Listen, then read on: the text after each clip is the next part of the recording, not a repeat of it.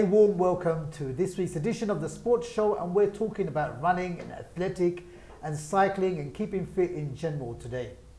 On my left, I have three esteemed young guests from our community who I'm going to introduce very shortly.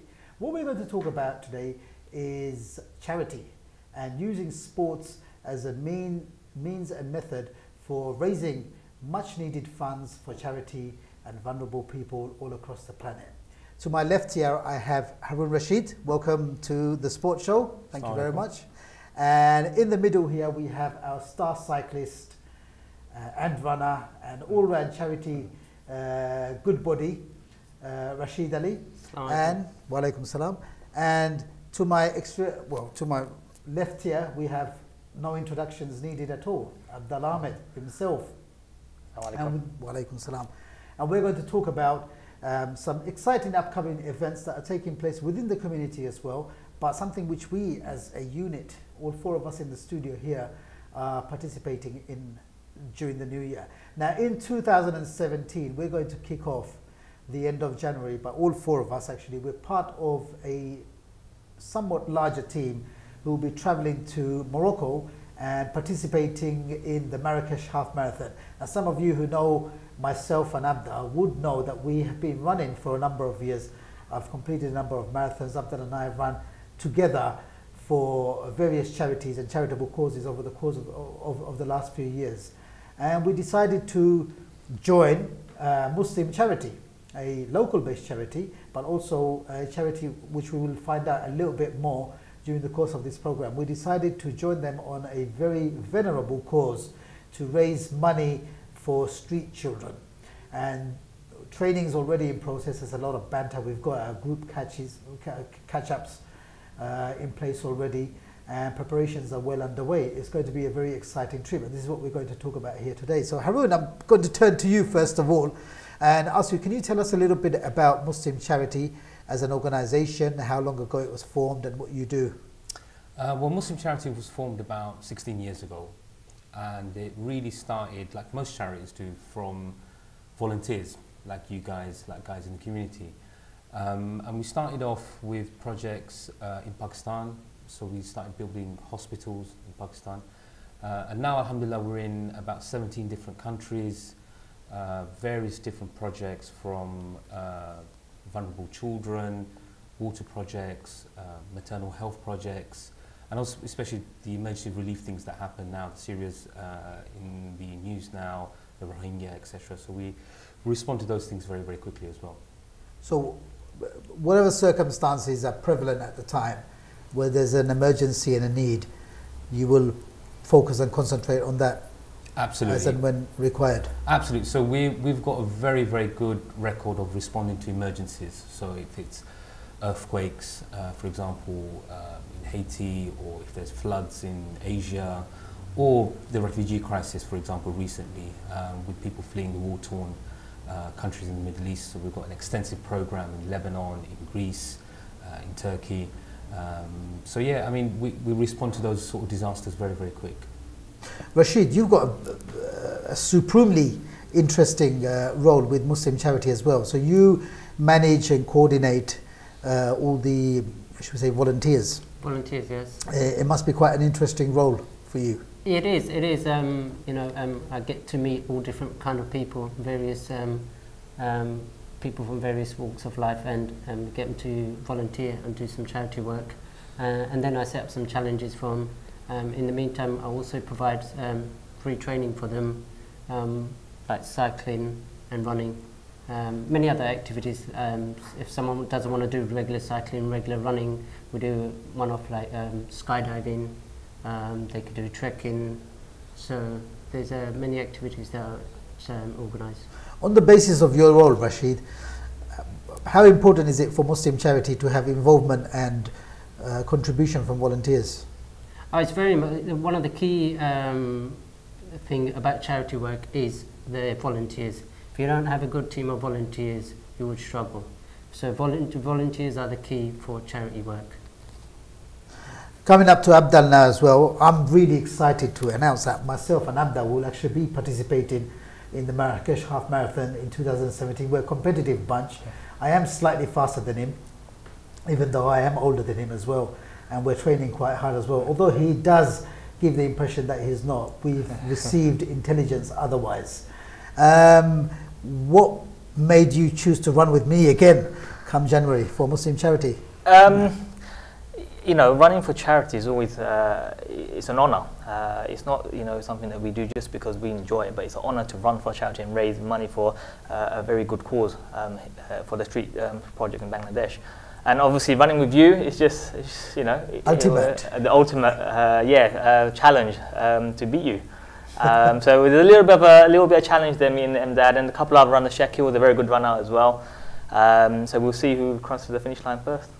And the cause, I think both of us got really attracted towards the cause. When we spoke to Harun and Rash regarding the cause, it touched the God, being fathers ourselves of young children as well. And congratulations to you on the birth of another baby boy. Thank you. For you and the family as well. But that must have touched a chord with yourself. It definitely did with me, thinking that we're running for a cause which is supporting street children. This is a concept which is alien to us, almost alien to us. We can't say that even in a country, a superpower country like England and London, that we don't have such poverty, but it is almost alien to us. That must have been significant for you. Most definitely, most definitely. We've done a lot of chat. We work with kids here in the UK, but when we hear about the stories of the kids around the world who are suffering, it's nothing compared to some of the kids that we work with in the UK, even though they're serious cases. And then when you approached me, and we've done lots of running, lots of events for you know, children in Syria, children in Gaza, children all over. But I've never actually done anything for kids in Bangladesh, our home country. So that's the kind of thing that attracted me the most, to give something back to our children, our sons and daughters in Bangladesh. Great. Harun, coming back to you now as well. How did this come about, the Marrakech Half Marathon? Are we going to be running as a team for Muslim charity? Will we be joining other people there? Will it be a public event? Well, the Marrakech run is an international event, so there'll be several thousands of people there, not just locally, but like I said, internationally as well.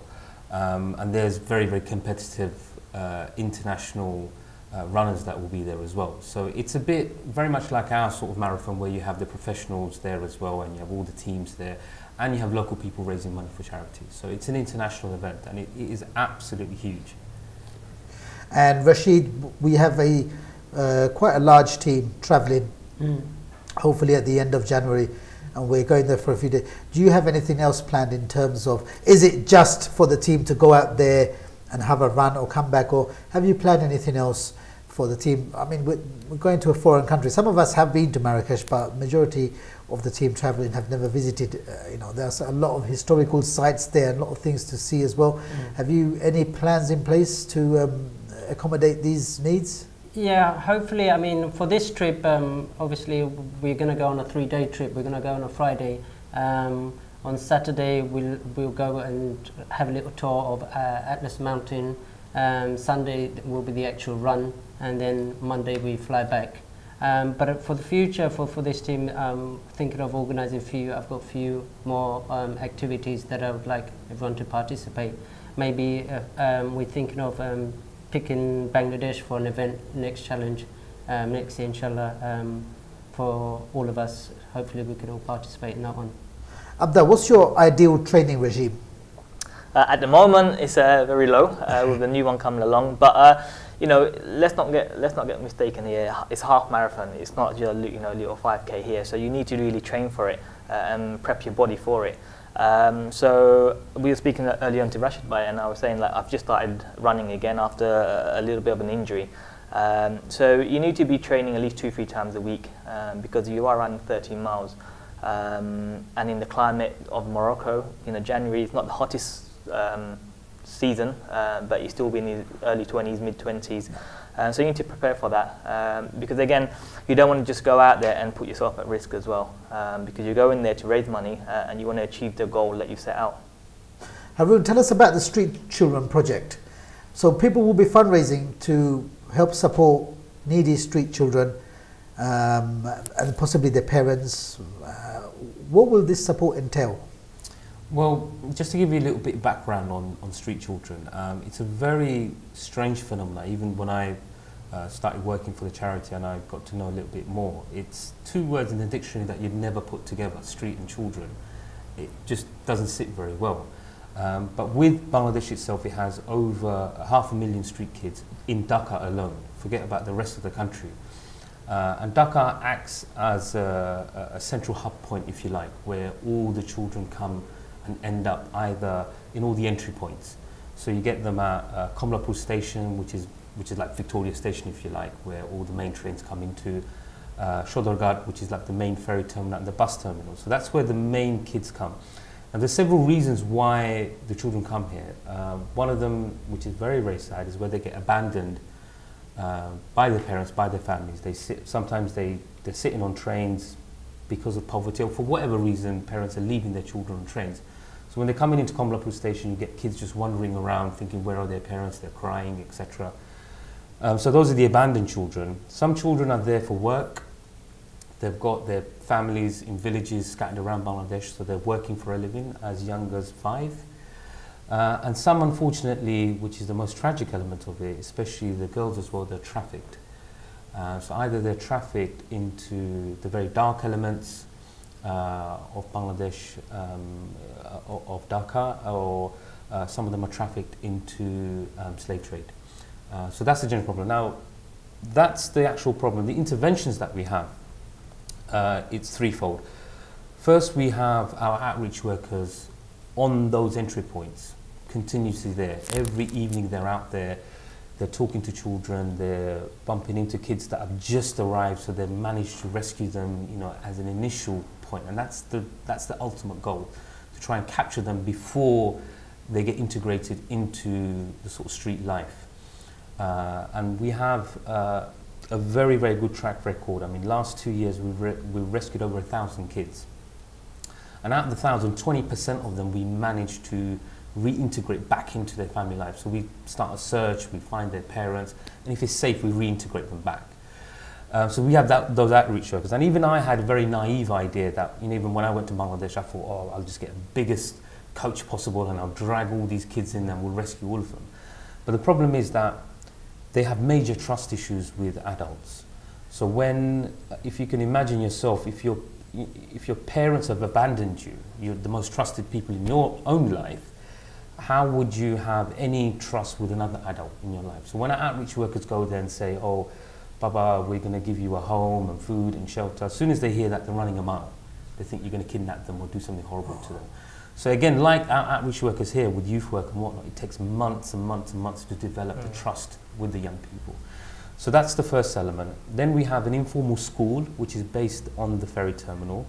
And again, that's a way of engaging young people, to give them some food, and to especially keep track of the kids that we're still trying to build trust with. And obviously the school element in terms of basic education as well. So those are the two elements. And the third element is obviously when we actually rescue them, we have a shelter in Dhaka, which is about to build our second one now.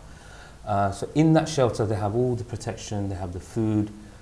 We start the sort of psychosocial element of it in terms of listening to their story. It's a very complex process. And some of these kids are obviously running away from abuse and whatnot. They have harrowing stories. So that's the shelter. And what we do, we keep these kids for between maximum 6 to 8 weeks. If we can't find their parents within that, then they are actually put into a permanent home somewhere within the network that we have. So that's the journey that a street child will get. But it's, again, like when you go out there and when you see it, I mean, the phenomena is incredible. I mean, even when I went out there in April, and I was saying to my team that I need to see it for my eyes. I don't want to see it at 12 o'clock or 1 o'clock when they're all scattered about. So we got up at 3 a.m. in the morning, and we went to the actual ferry terminals and whatnot. And honestly, it's an image that I can't take out of my mind. It's a sea of children on the street, literally. Yeah. Just to add to that, I remember I've been lucky enough to go to Bangla a number of times to play football, and I remember going to the train station late at night to get the train back across and seeing kids there. This is, you're looking at 12 o'clock, 1 o'clock in the morning, you're seeing not 1, 2, you're seeing groups of kids huddling around, and you know, this is 1 or 2 in the morning. Yeah. So, and this is, you know, a few years ago, and I was quite, you know, as a young guy playing football out there, thinking like, what's happening here? I wasn't aware, and these are some reason why, again, I chose to run for this charity and for this specific project, because it opens your eyes, because you see it, and then when you come back now, when you hear the story, you actually put the two together and you think, actually, these kids are there for a reason. They're not just there hanging around. They're there because they've got nothing else to do, or nowhere else to go, and this is their shelter, and this is the only safety they have. So in your opinion, Abdal, is sport a good medium to A, raise much needed funds, to boost the charities in the work they do, and B, to highlight these issues that we've discussed here? Of course it is, and this is an ideal example of that. You've got, you know, a group of 10 people running the half marathon, which is not easy. Anyone that runs will know half marathon is not easy. You have to prep yourself for it. At the same time, doing some fundraising with it. So, you know, there's a number of elements there. You're raising money, you're keeping yourself fit, and it does bring people together. You know, there's people going to be running together. Obviously, I know you, I know Shakil, but it's people that are running that we don't know, and we'll get to know them across the journey that we're going to take until January. Definitely. Very, very depressing for what we've just heard now. Just going to change the subject a little bit to something a bit more uplifting. I'm going to turn to Rashid and talk to you about your cycling. So you're obviously a cycling advocate for anybody who knows anything about you. And you're a proficient cyclist. And not only that as well, you don't just cycle for fun and leisure as well, you do it as a sport. You also train groups. You know, you've got should we say, an elite group of cyclists who you take out, but you've also got beginners as well. Yes, and I just love watching how you interact with them, teach them as well. Yes. But you've got a major challenge coming up in 2017. Yes. Would you like to tell us a little bit about this? Yes, I actually, my background from running, and all this started actually from charity. So I owe charity big, I've never done sports till I was 38. I volunteered to run for a charity, and so when I found out I won out of 500 people, I won a race. And then I found out I was pretty good at running, started running for clubs and stuff. So then I thought, well, I've got an ability Allah's given me, let me make a use out of it. So I started running for various charities for the last 4 years. And then about 2 years ago, there was this challenge. These brothers came to me and said, you know, we've organised a bike ride from Cambridge to London. Why don't you join us? I said, oh, I can't cycle. And they said, look, come and give it a try, see what you can do. So yeah, so I turned up with one of my old bikes, 20-year-old bike, and they looked at it and they said, Rashid, you're going to struggle with this. So I went and bought another bike, joined them, did that Cambridge ride, and I loved it. We did a midnight ride from Cambridge to London. There was about 40 of us. We did Isha prayer at the Cambridge Park and set off. And we got to East London Masjid at Fajr time. But how many hours was that? Probably, I think it was, I can't remember now, about 8 hours altogether. Okay. With rest breaks in between and all that. Okay, that's very significant. But yeah, and I found out I was pretty good at that as well. Bearing in mind, the only thing I needed to get used to is just sitting on the saddle. Yeah, and then that was it. I got into bikes and started emptying my bank account on bikes now. So yeah, so then I started joining the clubs, and we set up a club, and then I found out a lot of our brothers want to get into cycling but don't know where to start off. So I started training them for small rides, small challenges, 20 miles, 30 miles. And then about 3 months ago, we did Europe tour. There was 20 of us went and did Luxembourg, Basel, Switzerland in 3 days. And so we raised like £59,000 for Gaza. So I'm sorry, Syrian refugees.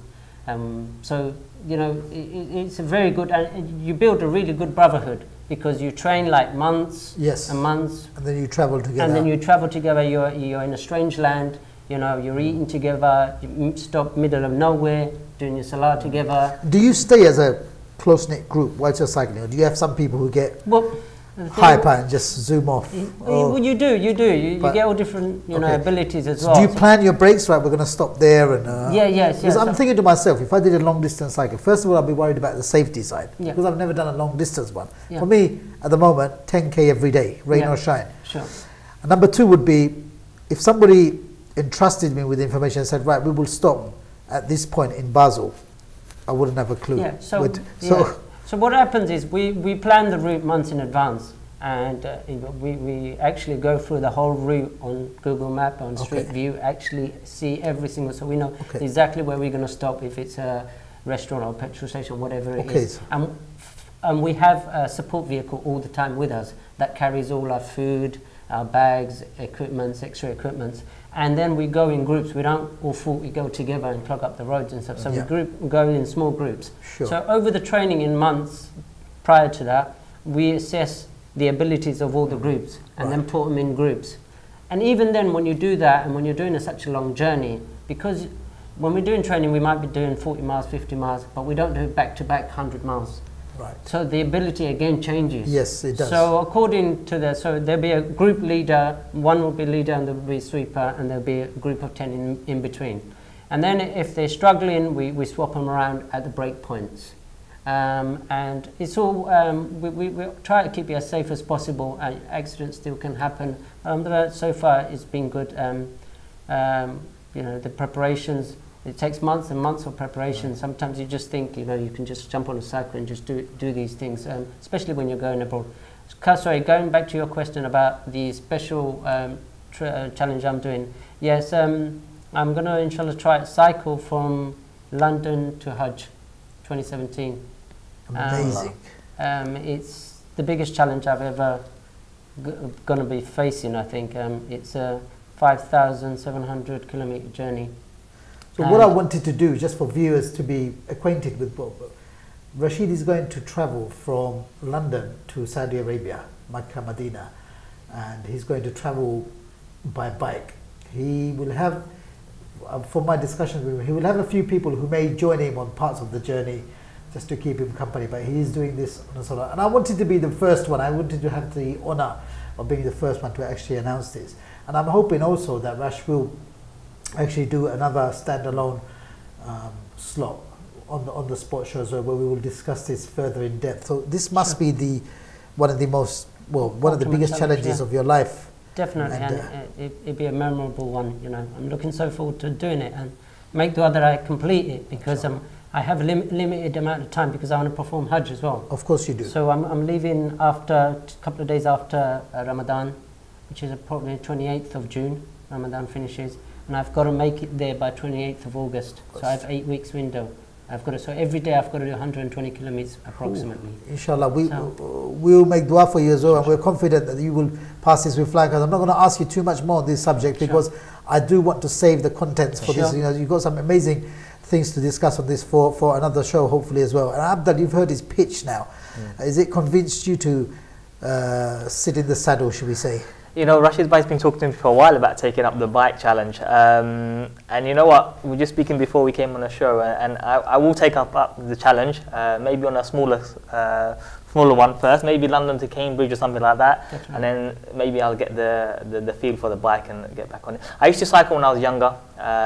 You know, you cycle all around when you're young, but I haven't been on a bike for a few years, so I'm just worried about the sore back. Well, definitely. I've got one coming up in April. It's going to be a 70-mile London to Hastings. So maybe you can get ready for that. And on that basis as well, I'm just coming on to Harun as well. I've been cycling for a while now as well, but Rashid's taken that interest through his work with Muslim Charity and the stuff that he's been doing, and training groups. You know, he's added me to one of the fledgling group, should we say. I'm part of that as well. I haven't joined the group in an actual live cycle because of my schedule, but I take great interest in what they're doing as well. So he's taken my interest to a different level. Though on Christmas Day this year, there is a cycling event taking place on behalf of Muslim Charity. Can you fill us in on that? Yeah, so the event's called 12 Bridges, and it's really a mixed group of our beginner cyclists that Rashid has been training over the last few months. And they're going to be cycling 40 miles across all the London bridges and landmarks and whatnot. And again, that's for street children as well, the campaign that you guys are running for as well. But again, I mean, like Rashid was saying, it's about raising awareness about fitness, about health, and bikes is a wonderful way to do it. And we were quite surprised, Rashid and I mean, when we put the leaflet up there, we've got actually quite a lot of responses from sisters that want a bike as well. Sure. And we said, well, more than welcome. So we've alhamdulillah, we've got some sisters that are riding with us. So it's an appeal to all the sisters out there, that if you want to cycle as well, you're more than welcome. Rashid is here and the team's here to support you in terms of training and whatnot. We can even loan you a bike if you want for a little while, just to get yourself comfortable in it. But the idea is that we do this with a view to get people trained and get their fitness levels up so they can do cycle challenges for us and raise money ultimately for charity. Yes, sisters, I just got one message for you. With all due respect, with all you participating, it's absolutely wonderful and excellent that you are. But when you're lining up against me and standing or cycling side by side with me, I want you to remember one thing. I am going to be very competitive. There is going to be nothing standing in my way or in my attempts to beat you lot. So you all better get ready to eat some dust, especially when you're lining and standing and sitting and riding alongside me as well. So please keep that in mind, so there's no offense on the day and you don't feel upset when I don't stop and zoom off. Right, coming back to the discussions at hand now. So Harun, just going back to you again.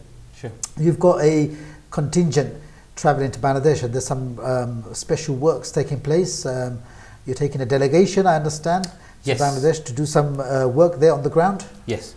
So part of our transparency program in Muslim charity, we see that as one of our core principles. So every year we take out donors, well-wishers, volunteers, anybody that really wants to go with us. You don't even need to be a donor.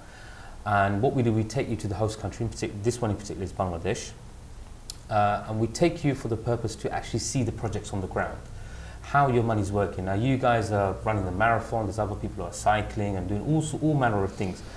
And we believe it's important to feed that back to you guys. We want you to go, we want you to ask those questions. We want to, well, we raised £10,000 for this. Did this actually cost 10,000? We want you to go and ask the partners. We want you to go and ask the beneficiaries those important questions.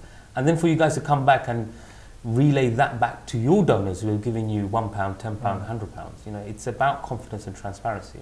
So I'm taking a group out on the 13th of Jan, inshallah, for 10 days. And this is going to be obviously with our Street Children program in Dhaka. We're going to the extreme north, which is a place called Panchgod, where you had, these are the ex-enclaves. There was a strange phenomena where you had enclaves within Bangladesh that belonged to India, and enclaves within India that belonged to Bangladesh. Now both governments obviously didn't want to work with the people there, so there's been no investment in social or economic development at all. So we're going there, we'll put in a preschool. We've got teenage children that have 0 literacy rate. Really? So we have to build a school where it's almost like nursery, kindergarten, to get them ready to actually go into a government school and a clinic. And we put in one of our first ambulances into Bangladesh. So the volunteers and the participants that go there, we're going to see that in Panchgod. We're going to Cox's Bazar, where we're working with beach children. Now this is very much like Street Children program in Dhaka, but they actually ply their trade on the beach with tourists. So it's the same situation, kids are sleeping on the beach. So again, we want to do some initiatives there. We're going to replicate the model that we have in Dhaka in Cox's Bazar. And then we're going to Bandarban as well. Bandarban is the Chittagong Hill Tracks. There you've got, I think, between 13 to 16 indigenous communities. And obviously they obviously look different to everybody in Bangladesh. They're slightly more oriental features, etc. They have different languages, different customs, etc. So they're a bit isolated from mainstream society. So we do a lot of projects. So we're going to initiate a lot of projects in the Bandarban area. And then we're coming down to Sylhet. So Sylhet, we have an orphanage that we support in Sunamganj. We're refurbing the whole orphanage. We have environmental projects in Zokiganj, which is looking at river erosion and how that affects people's lives. That's a good one. My in-laws are from Zokiganj, so they'll be very pleased. Maybe we'll you have my blessing on that front as well. So Zokiganj, and then we're starting some other new initiatives as well. So there's going to be a maternity project in Balaganj. I know Abdal's from Jagannathpur. We're going to start a very, very interesting project in Jagannathpur. So I mean that's a bit top secret now, but I'll let you guys know. But it's an amazing, amazing program. Not only are you going to see, you know, the charity projects, but we want to highlight these countries where a lot of British Bangladeshis or whatever your sort of background is from, people are sometimes scared to go to these countries. And we're saying, listen, it's safe, it's beautiful.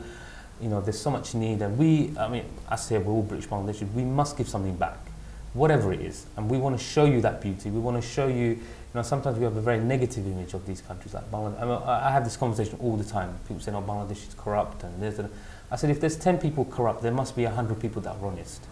right?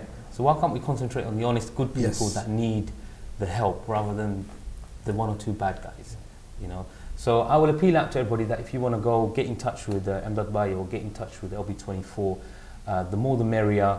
And we really, really want to highlight our programs and the good work that we're doing in Bangladesh.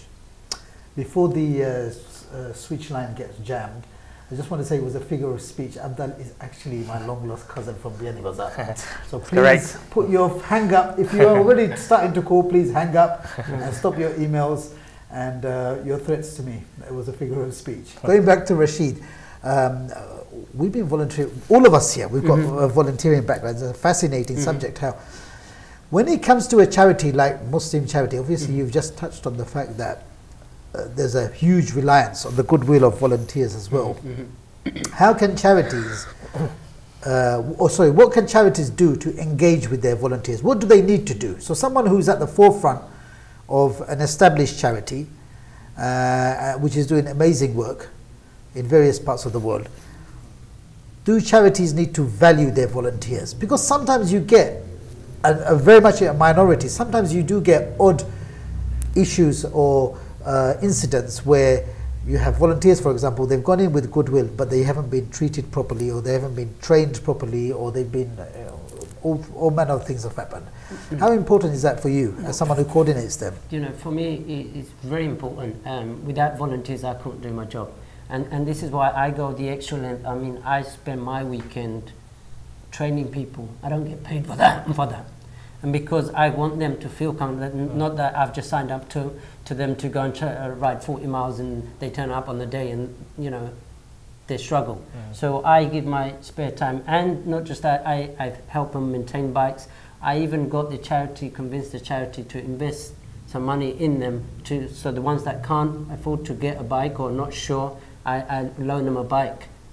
So it's very important to look after the volunteers, because without them, like yourselves here, if you were all not signing up to run for Marrakech, I would have had to cancel this trip.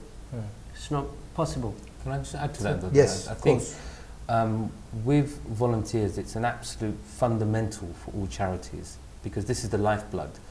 Not just because the fact that they raise money, and that's a very, very important element of any charity, but the advocacy work that they do as well, in terms of spreading the message, the good message about projects or emergency disasters, or sometimes you get very acute issues as well around the world that maybe is not highlighted. And for example, the Rohingya has only been going on for a few years, but it's an issue that's hundreds of years old. So again, they play a very, very big part in the advocacy side of it as well. And we have a duty of care to actually develop these people. So where Rashid Bhai has all these networks, he has different groups set up across the country as well. And we're not just helping them volunteer. Sometimes this is a stepping stone for them to get into the charity sector. We've supported some of our volunteers to actually get jobs through their own trade, and sometimes we can link them up. So we've got someone who owns a business of some sort, for example, and that person is volunteering with us as well. So they say, guys, I need 5 people, I'm expanding.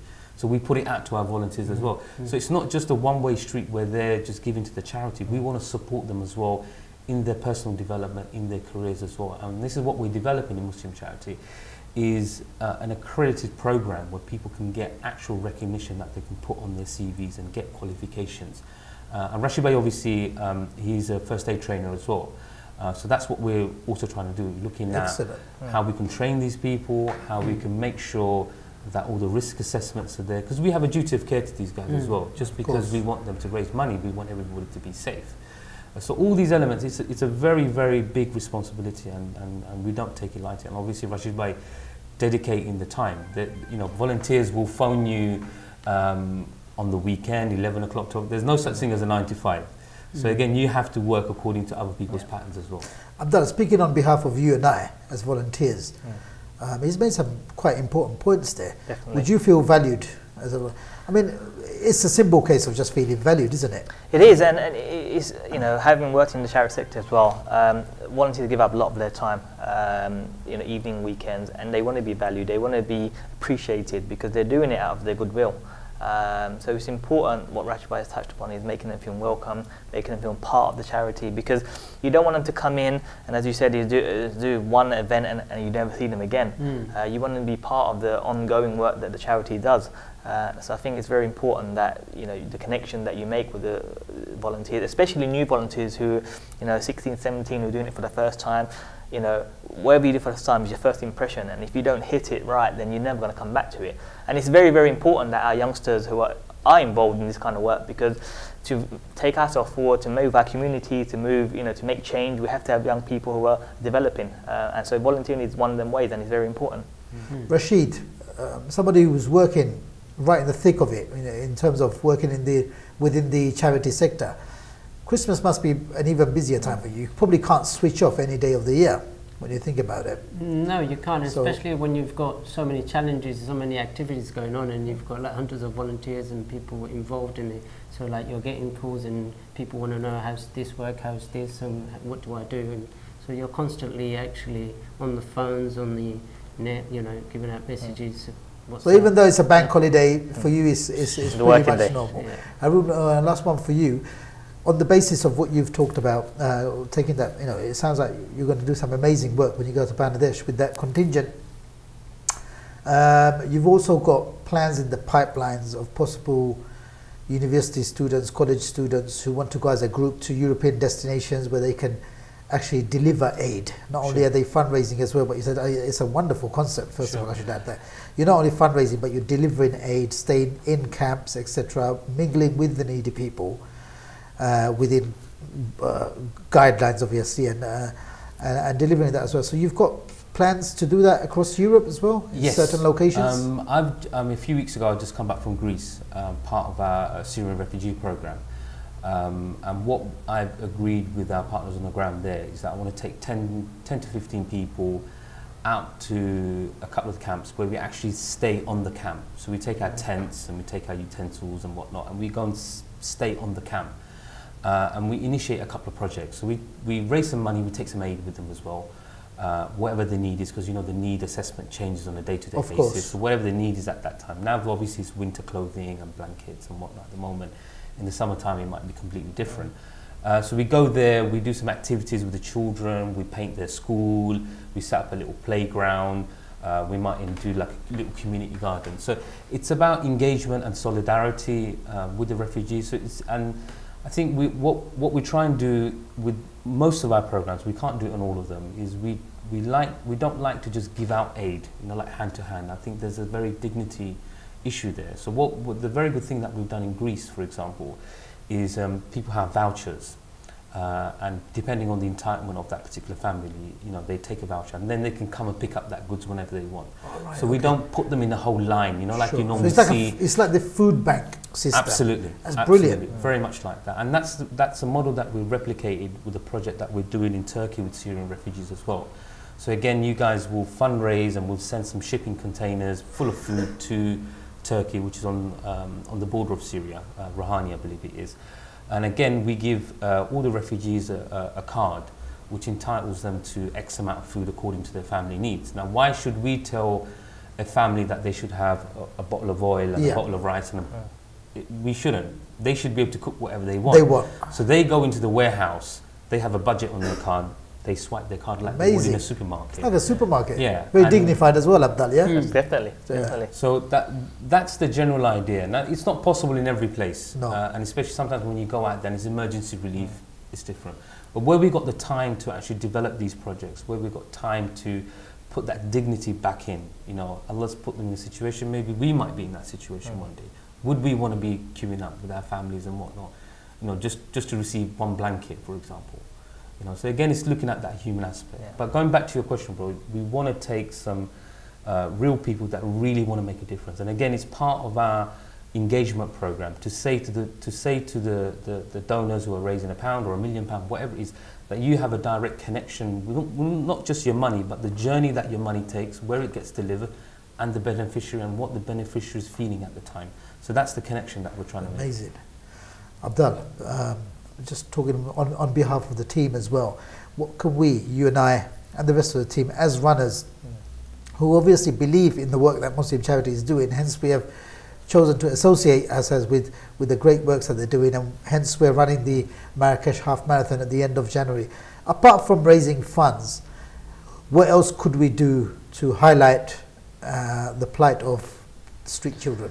It's making people aware of the situations that Harun has mentioned, or of case studies that they've got, and go to the website, speak to Harun, but they've got hundreds of case studies of children who have benefited and children who need the support, who have not had the support because the resources are not there. So apart from, as you said, running and raising the money, it's about raising the awareness and also getting other people to take part as well, because key point that Harun is we need to develop our youngsters, we need to develop people around us, because today we're here, tomorrow we might not be here. We need to make sure that the charity work continues, so the suffering people, because there really will be suffering people when we have gone tomorrow or the next day, so someone needs to take up that role. It's all about legacy at the end of the day. From what you've heard, I hope you found it very, very interesting. I'm actually, after completing this show and sitting with my guests here as well, it's given me an even bigger boost. I always knew that I was running for a wonderful cause, but just having spoken to my colleagues here now as well, my fellow runners and the charity workers on my left here now as well, I'm more than convinced that the effort that the small steps should be taking, or the small jog that we're doing, in January, would be the start of something big. If you're watching us right now, and anybody who follows me on Twitter or on Facebook, and if you're even if you don't follow us and you're watching the show now, you yourself can play your part. On our screen, we've got the details and the website of the charity itself. We've also got the link, the team's donation link on the screen as well. Please, please, please try and make a donation. Don't forget to gift it, but also write it down, text it. We've got no excuse when it comes to social media as well. Each and every one of us who have got access, whether they're real or virtual friends, we've got access to hundreds and thousands of people. Please do share this. Remember, we're doing this on a voluntary basis as well. We are paying for our own flights to come out this as well. And do click share on this video. The wider the audience, the more likely it is that we will receive some support for what we're trying to achieve. If you would like to join in the works of Muslim Charity, again, I'm mentioning that the website details are on the screen. Do check the charity out and drop an email or call as well. There's things that are taking place, there's initiatives taking place on an almost weekly basis, definitely on a monthly basis, but frequent activities which are taking place to support and help some of the most vulnerable human beings walking amongst us on this earth as well. That's it from me. Thanks for watching The Sports Show.